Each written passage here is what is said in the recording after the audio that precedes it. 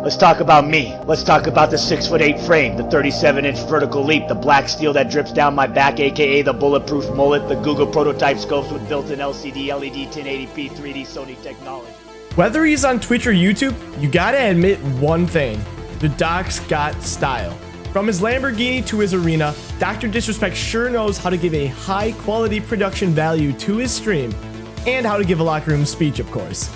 In this video, I'm gonna take my lowly stream and transform it into one that is comparable to the Doc's to showcase the pure geniusness of DrDisRespect's stream and how you can do what he does. This is video 1 of a series where I take a look at the top streamers and show you how they do what they do best, and that is streaming. I'm gonna give you all the tips and secrets that they do. So if you guys enjoy the video and you want to see another one, the next one comes out in exactly 1 week, so don't forget to subscribe.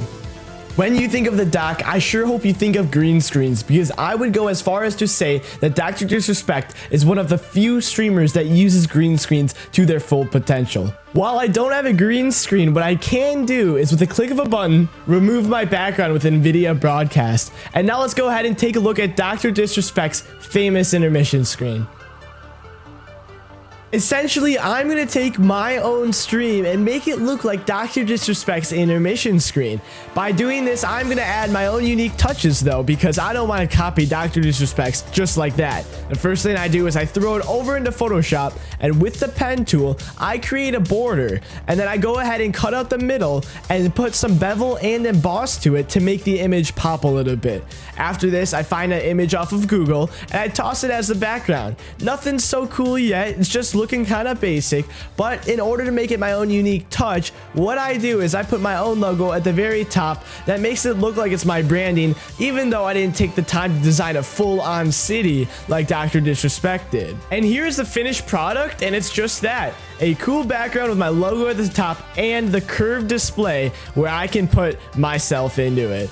The next thing that I do is I toss that image over into After Effects so I can transform it from an image to an animation that has moving designs. The first thing that I like doing in almost every design is add some particles. They just fly around in the background, and what I do is instead of tossing it over the entire image, I make sure that the particles can only be seen in the background. After this, I use a light sweep feature, which makes it so the border shines every 15 seconds and it goes across and adds a little bit more effects to it. I do the same thing with my Scar logo up top, except I make it glow once every 15 seconds. So I transform this from a still image to something that has a little bit more pop to it and animations, just to up the level of design here. And this is what the finished product looks like for my intermission screen. Moving this all over to OBS Studios now, we can add our display capture in the center of our screen, and right on top of that, we can add our animated border. For detail purposes, I'm going to be adding a couple shadows at the very bottom of this, just to give a little bit of a red haze near the bottom. Now that I've done this, I can go ahead and add my webcam, and this is my DrDisRespect scene. Let's go ahead and move over to the OBS Studios version where we actually have our gameplay behind us, or in this case, my editing software. And yeah, this is step 1 of turning my stream into DrDisRespect's. You can't have a DrDisRespect stream without his famous Lamborghini, and that's what I'm going to be doing for my next scene of my stream. The first thing I do is I add a picture of a Lamborghini and I cut out the window because I need to place myself behind the window. But in doing that, I accidentally get rid of the steering wheel and the interior of the car. So I use the pen tool to trace over that, use the paint bucket tool to turn that black, and I have essentially re-added it. After that, I go to the background and I add some clouds to make it seem like you can still see through the other window. That way I can place myself in between the car and the background. After this, I go ahead and add Scar in clouded like text that an airplane has left behind, just to add some personal detail to the image. After this, I save this image twice. One with the background not there, but the car is there, and one with only the clouded background and the steering wheel that we made. That way I can place my image or myself in between the two. Heading on over to OBS Studios once again, we are going to be placing in the clouds and the interior of the car, and right on top of that, we will be placing my Logitech camera without the background. This can be done with green screened or with NVIDIA Broadcast as mentioned before.